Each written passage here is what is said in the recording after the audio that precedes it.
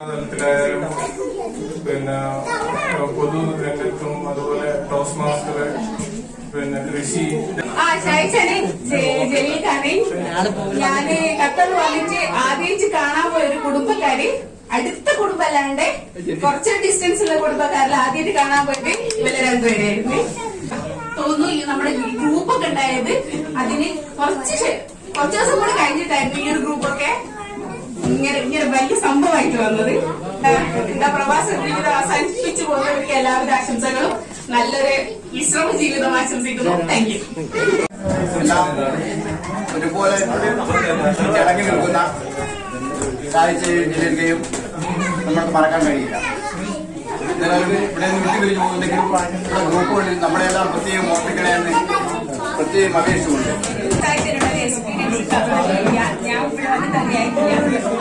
പിന്നെ സായിച്ച നാട്ടിലെ വരുത്ത എനിക്ക് ഏറ്റവും ഒരുപാട് സാധനം ഒരുപാട് പൈസ തരുന്നു.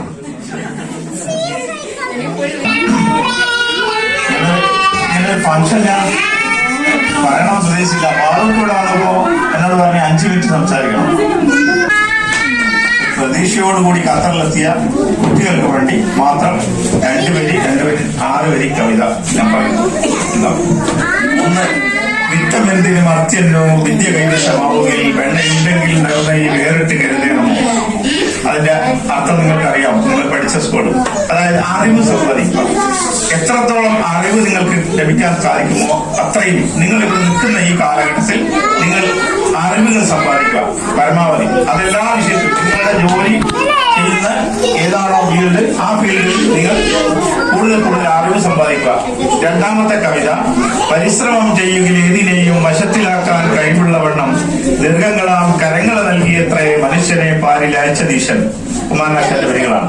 അതായത് പരിശ്രമം ചെയ്യുക. നമ്മൾ ശ്രമിച്ചു കഴിഞ്ഞാൽ ചെയ്യാൻ കഴിയാത്തൊന്നുമില്ല. ഞാനിവിടെ വെറും പാസ്പോർട്ടുമായിട്ട് മാത്രം വന്നാൽ 981 എനിക്ക് വേറെ ഒന്നുമില്ലായിരുന്നു. ഞാൻ പഠിച്ചു വന്ന അതുമായിട്ട് ബന്ധപ്പെട്ടല്ല പിന്നെ ജോലി വന്നത്.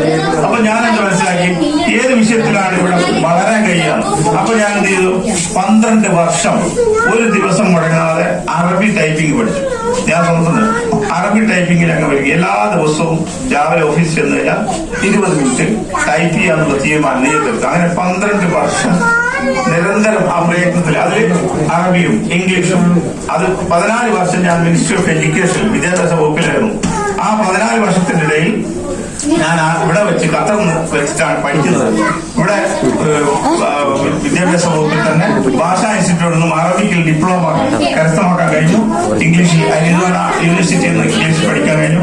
അങ്ങനെ അറബിക്ക് ഇംഗ്ലീഷും പിന്നെ ടൈപ്പ് റൈറ്റിംഗ്, അറബിക്ക് കമ്പ്യൂട്ടർ എല്ലാം പെട്ടെന്ന് ഞാൻ പഠിച്ചെടുക്കാനുള്ള ശ്രമമായിരുന്നു. അടുത്ത സ്റ്റെപ്പ് എന്താണ്.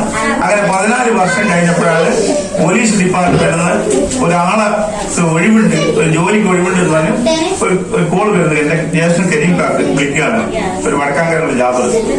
അപ്പൊ കരീം കാരോട് ചോദിച്ചു, പോലീസിലേക്ക് ഒരു സെക്രട്ടറിയുടെ പോസ്റ്റ് ഒഴിവുണ്ട്, ഇംഗ്ലീഷ് അറബി ട്രാൻസ്ലേറ്റ് ചെയ്യണോ. അറബിക്ക് MA കാരന്റെ പോസ്റ്റാണ്. ഇതിന്റെ അറബിൽ ആരുണ്ടോ. ഞാൻ വെറുതെ ചോദിച്ചു, ഞാൻ മതിയോ, എനിക്ക് അറബി ഒന്നും പഠിച്ചിട്ടില്ലല്ലോ. അപ്പൊ ഞാൻ മതിയോ എനിക്ക് സാധിക്കും. അങ്ങനെയാണ് ഞാൻ പോകുന്നത്. എന്റെ ഈ ശക്തി ധൈര്യം വെച്ചുകൊണ്ട് ഞാൻ പോലീസിൽ ചെല്ലുന്നു. ഡിപ്പാർട്ട്മെന്റിൽ ഇന്റർവ്യൂ പെട്ടെന്ന് അറബിയാൾ ചോദിച്ചു, എനിക്ക് അറബി അറിയാം, ഇംഗ്ലീഷ് അറിയാം, എന്നാ ചെയ്ത് കാണിക്കുന്നു. അതേ ചോദ്യം ചെയ്ത് കാണിച്ചിട്ടുണ്ട്. അങ്ങനെ 6 വർഷം ഒരു വലിയ ഡിപ്പാർട്ട്മെന്റ് സെക്രട്ടറി ആയിട്ടാണ് പിന്നെ ഞാൻ ജോലി ചെയ്യുന്നത് പോലീസിൽ. പക്ഷേ അള്ളാഹ്ക്കും എനിക്കും അറിയും, എനിക്കൊന്നും അറിഞ്ഞിട്ടുള്ളത് അവർക്കറിയില്ല. ഈ 6 വർഷം അവർക്ക് എന്താണോ വേണ്ടത് അത് ഞാൻ ചെയ്തു കൊടുക്കും. അത് കഴിഞ്ഞ് 6 വർഷം കഴിഞ്ഞതിന് ശേഷം ആണ് പിന്നെ ഖത്തർ എയർവേസിലേക്കാണ് ജോലി കിട്ടുന്നത്. അത് വലിയ തസ്തികയിൽ. അപ്പോ അവിടെ 10 വർഷം വലിയ ഡിപ്പാർട്ട്മെന്റ്. എന്നോട് അവിടുത്തെ അൽമാന മുദീറ എന്നോട് ചോദിച്ചു, നിനക്ക് ഈ ഗവൺമെന്റ് നല്ല ശിഷ്ട അറിയാമെന്ന്. ഞാൻ പറഞ്ഞാന്ന് എനിക്കറിയില്ലായിരുന്നു. എനിക്കറിയാവുന്നതാണ്. അപ്പൊ എന്നോട് പറയുന്ന അടുത്ത മാസം മുതൽ നീയാണ് ഓപ്പറേറ്റ് ചെയ്യേണ്ടത്. അപ്പൊ അള്ളാഹു ഞാൻ ഒറ്റ പ്രാർത്ഥനയാണ്. പോലീസുള്ള സമയത്ത് ഞാൻ പ്രാർത്ഥിക്കും, ഒറ്റ പ്രാർത്ഥന പക്ഷെ എനിക്ക് സാധിച്ചു തരണം. അങ്ങനെ ഉടനെ പോയിട്ട് ക്യൂട്ടലായിരുന്നു അന്നുണ്ടായിരുന്നു. ആകെ 4 സ്ഥലത്തേക്ക് ഇതുള്ളൂ ഈ ഗവൺമെന്റ് സിസ്റ്റം. ക്യൂട്ടലിൽ ചെന്നപ്പോ ഒരു മമ്മണിക്ക് അയാളോട് ഞാൻ പറഞ്ഞു എനിക്ക് സിസ്റ്റം ഒന്ന് കാണിച്ചു തരുത്താന്ന്. അയാൾ പറഞ്ഞ് ഒരു റൂമിൽ ഒറ്റയ്ക്ക് ഒരു പരിസ്ഥിതി പെണ്ണ് മാത്രം ദൂരേക്കുന്ന ഒരു സിസ്റ്റം.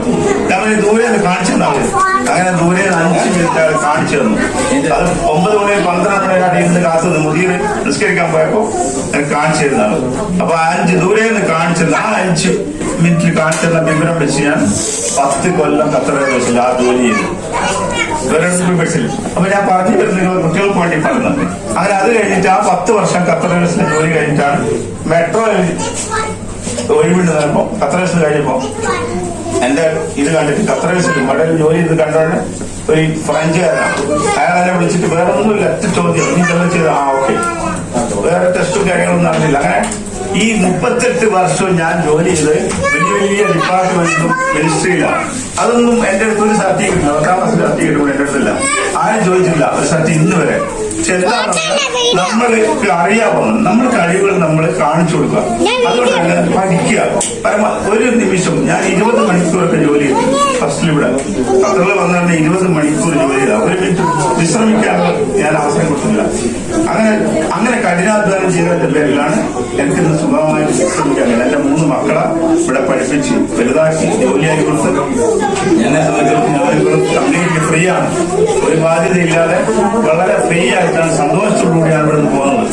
ഇനി നാട്ടിൽ ചെന്നാൽ കൃഷിയും പിന്നെ ജീവകാരുണ്യ പ്രവർത്തനം ഇതൊക്കെ നടത്തും. ഞാൻ ഇത്രയും പെട്ടെന്ന് പറഞ്ഞതാണ്. അവിടെ പറന്നു പോയ കിളിയെ 2 പേരും കൂടി പറഞ്ഞു നിർത്തിയാം. പറന്നു പോയ കിളിയെ പക്ഷേ വീണ്ടും പിടിച്ചിടാം, കാലമോ ഭൂമിയിൽ പോയി കരുതി ജോലി ചെയ്യണി എന്നാണ് കുമാരനാശൻ പറഞ്ഞത്. അപ്പൊ എന്താണ് കഴിഞ്ഞു പോയത് നമുക്ക് തിരിച്ചെടുക്കാൻ കഴിയും. പക്ഷെ സമയം നഷ്ടപ്പെട്ടു. പറന്നു പോയ കിളിയെ വീണ്ടും പിടിക്കാം. പക്ഷെ എന്താ കാലമോ ഭൂമിയിൽ പോയി കരുതി ജോലി ചെയ്യും. അപ്പൊ നമ്മളെ സമയം നഷ്ടപ്പെടുത്താതെ എന്തൊക്കെ നമുക്ക് ചെയ്യാൻ കഴിയും, പഠിക്കാൻ കഴിയും. ഇപ്പൊ നിങ്ങൾ ഞാൻ പറയുന്നത് കുട്ടികളോടാണ് കേട്ടോ, ഇപ്പോഴത്തെ കുട്ടികളോട്. ചിലപ്പോൾ ഖത്തർ ഇപ്പോൾ വീണ്ടും വികസിക്കാൻ പോവാണ്. 2030 ഏഷ്യാഡ് വരാൻ പോവാണ്. അപ്പോൾ ഒരുപാട് പുരോഗതിയിലേക്ക് വരാൻ പോവാണ്. അപ്പൊ എന്തൊക്കെ പഠിക്കാൻ കഴിയും, ഏതൊക്കെ ഫീൽഡിൽ നമുക്ക് വളരാൻ കഴിയും പഠിക്കുക, എന്നിട്ട് ശ്രമിക്കുക. പിന്നെ പറഞ്ഞതുപോലെ തന്നെ ജലീൽക്ക നമ്മൾ വേഗം കല്യാണം ഉപ്പാക്ക് ഓരോ ശ്വാസം മുട്ടലും ഓരോ പെണ്ണ് കാണല് അങ്ങനെയൊക്കെ ആയതുകൊണ്ട് പെട്ടെന്ന് കല്യാണം കഴിച്ചു. 9ാം ക്ലാസ് പൂർത്തിയാക്കാൻ അവർക്ക് പറ്റിയിട്ടുള്ളൂ. പിന്നീട് കുറ്റിയാടി ഇസ്ലാമിയ കോളേജിൽ കുറച്ച് പഠിച്ചിട്ടുണ്ട്. 6 മാസം TGC, 6 മാസം 1ാം ക്ലാസ്സും. പിന്നെ ഖത്തറിലേക്ക് വന്നു.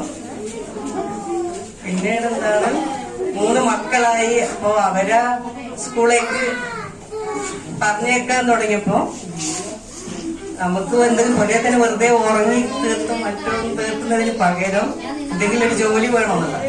ഞാൻ വിചാരിച്ചത് ഏതെങ്കിലും ഒരു പലതിയൊരു സ്വീപ്പറ ജോലി കിട്ടും. കാരണം എന്റെ വിദ്യാഭ്യാസം വെച്ചിട്ട് എന്റെ ഒരു ലാംഗ്വേജ് വെച്ചിട്ട് നമ്മുടെ നാട്ടിലെ ലാംഗ്വേജ് മാത്രമേ എനിക്കറിയുള്ളൂ ആയിരുന്നു. ഇപ്പൊ എന്റെ ജലീൽക്കാന്റെ കുടുംബ ബന്ധുവിനെയും കൊണ്ട് ഹോസ്പിറ്റലിൽ പോയി. ഒരു ക്ലിനിക്കിൽ ഭാര്യ അവിടെ ജോലി ചെയ്യുന്നു. നമുക്ക് ഉമ്രക്ക് പോകണം. അപ്പൊ ജലീൽക്ക പരിചയപ്പെട്ട് ഓളോട് ഉമ്രക്ക് പോകണം, 15 ദിവസത്തേക്ക് എന്റെ വകയിൽ ഒരാളെ നിർത്തിക്കാൻ ഞാൻ ആളെ നോക്കുന്നുണ്ട്. അപ്പൊ അത് കഴിഞ്ഞ് പുരയിൽ വന്ന് ജലീൽക്കനോട് പറഞ്ഞേ ഇവിടെ ജോലി ഞങ്ങളെ വീടിന്റെ നേരെ ക്രേസി സിഗ്നലായിരുന്നു. അതിന്റെ അന്ന് ക്രേസി റൗണ്ട് ഔട്ട് അതിന്റെ നേരെ ഓപ്പോസിറ്റ് ഉണ്ട് ബാബുമത്തി ക്ലിനിക്കിൽ. ഈ പോയി നമ്മൾ ആടെ പോയിട്ട് എനിക്കെന്താ ഭാഷ അറിയില്ലല്ലോ, ഭാഷ അറിയാത്ത നമ്മള് പുറത്ത് ഒന്നും കാണാത്ത വേറെ മനുഷ്യന്മാരായിട്ട് അതേപോലെ ആ സാരയിൽ പോയി നോക്കി. പോയി ഓട് 2 ദിവസം അവിടുത്തെ കാര്യങ്ങളെല്ലാം പഠിച്ചു, അതെല്ലാം നോക്കിയത്. പക്ഷെ ഈ പട്ടാണിമാരോട് ഹിന്ദിയില് ഇവള് 3ാം ദിവസം അവള് പോയില്ലേ, 2 ഷിഫ്റ്റ് ആയിട്ട്. ഒരു ഷിഫ്റ്റിൽ ഹിന്ദു നടന്നോളൂ, രാവിലത്തെ വൈകുന്നേരം ഞാനും, അങ്ങനെ മാറി മാറിക്കോളൂ ഒരാഴ്ച.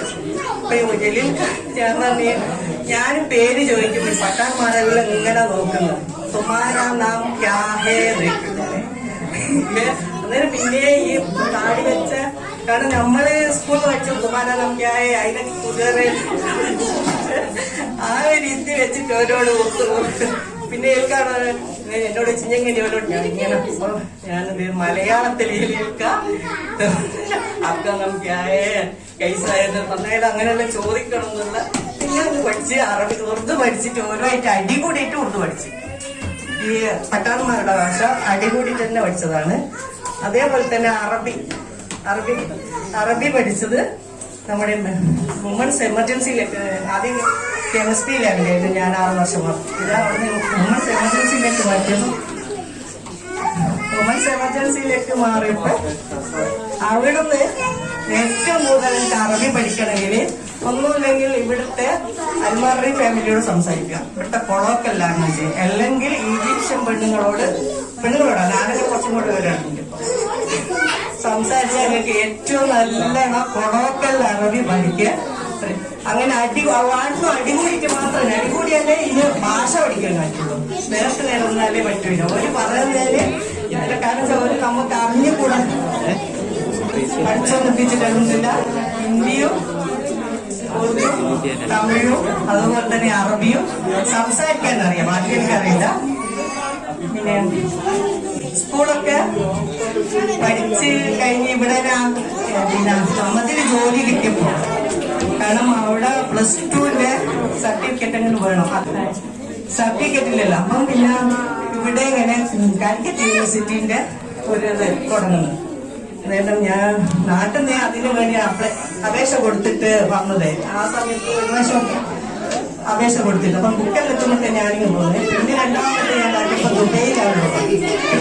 പിന്നെ ഇവിടുന്ന് ചെയ്യാൻ വിചാരിച്ചപ്പോ ദുബൈയിലാണല്ലോ പരീക്ഷ എഴുതാൻ. ഇവിടുന്ന് കാലിക്കറ്റ് യൂണിവേഴ്സിറ്റിയിലെ BA സോഷ്യോളജി എടുക്കാൻ പറ്റി ഡിഗ്രി. അപ്പോൾ ആ 3 വർഷത്തെ MA മാർക്കിൽ ഏറ്റവും കൂടുതൽ, കാരണം ചെല്ലത്തിൽ 50-48 വന്നിട്ട് ബന്ന മാഷ് ഒരു ഇത് എല്ലാ കുട്ടികളോടും പറഞ്ഞു കൊടുക്കാം. ഒരു 3 കുട്ടികൾ ഉമ്മയായ അവരാണ് മലയാളത്തിലെ ടോപ്പ്. അതുകൊണ്ട് കാണിച്ചു ഞമ്മക്കിത് പാട്ടുണ്ട് കഥ ഇഷ്ടമല്ല, അത് വെയിറ്റ് ചെയ്ത് പ്രശ്നമില്ല. അങ്ങനെ BA സർട്ടിഫിക്കറ്റ് വാങ്ങാൻ വേണ്ടിയില്ല. അതുകൊണ്ട് കോഴ്സ് അതും കുറച്ച് പഠിച്ച് ഡ്രൈവിംഗ് പഠിച്ചു. വണ്ടി ഓടിക്കാൻ പറ്റാത്ത ആദ്യ ഡ്രൈവർമാർ കുറച്ച് ആയി. നാട്ടിലെത്തിയിട്ട് ഇതുപോലെ ജീവകാരുണ്യത്തിന് എനിക്ക് പ്രവർത്തനക്ക് ചെയ്യാൻ ആരോഗ്യവാസം തരട്ടെ എന്ന് പ്രാർത്ഥിക്കുക.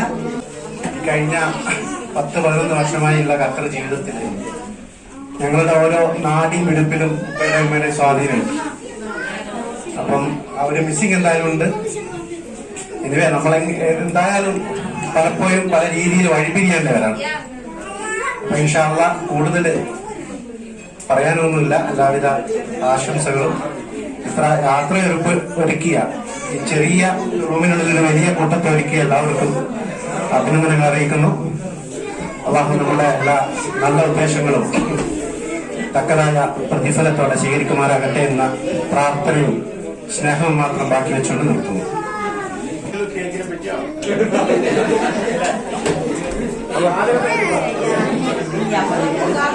മയക്കെടുത്തിച്ചു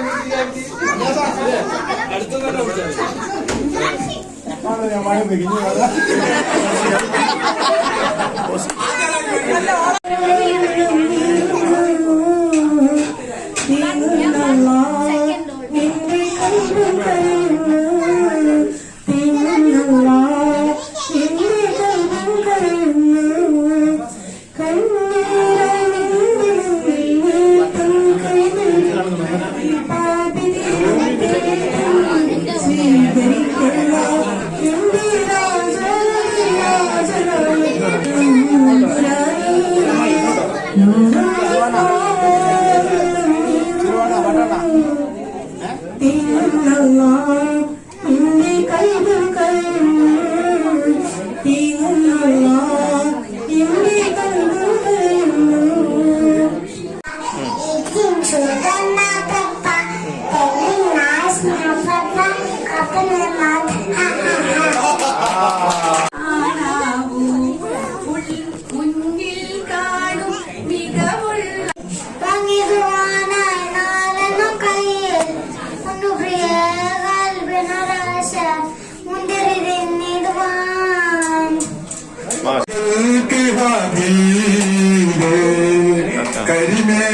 കരിമേഘമാലയിരുൾ തീർത്ഥമാനത്ത് കനിവായി വിടർന്ന ഹബീബേ വിശ്വപ്രപഞ്ചത്തിനാകെ റസൂലേ വിശ്വാ